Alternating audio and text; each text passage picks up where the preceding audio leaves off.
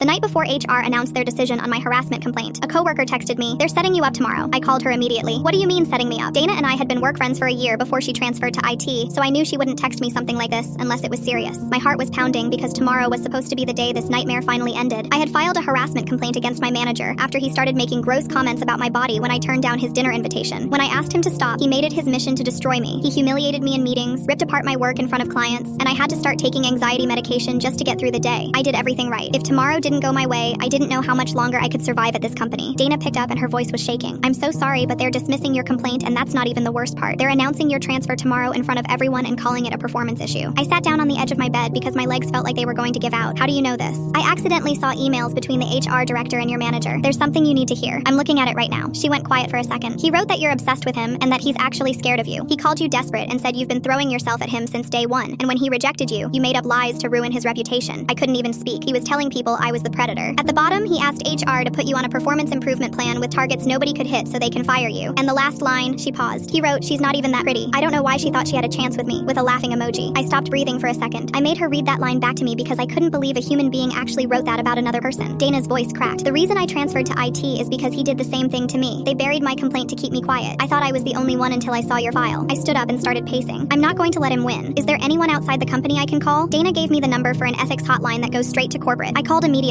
and when I said my manager's name, the woman went silent. "We have 11 employees willing to give statements, but nobody will put their name on the final complaint because they're too scared. If you're willing to be that person, we can finally act." "I'll do it." "Then walk into that meeting tomorrow like you don't know anything. Let them start their announcement. We'll handle the rest." I walk into the conference room and my manager sees me immediately. He nudges the HR director and mouths the word crazy while twirling his finger by his head. They both start laughing. The HR director walks up to the podium grinning. "Thank you all for coming. We have an important personnel announcement regarding..." The back doors slam open so hard they hit the walls. 2 investigators in suits march in, followed by the company's top lawyer. Every head in the room turns. My manager's smile vanishes. The HR director freezes. One investigator walks straight to the podium and takes the microphone. "We need to stop you right there. Corporate has written statements from 12 employees confirming harassment and retaliation at this location." My manager shoots out of his chair so fast it flips over behind him. "This is a lie. She's been stalking me for months." His face is bright red and he's pointing at me.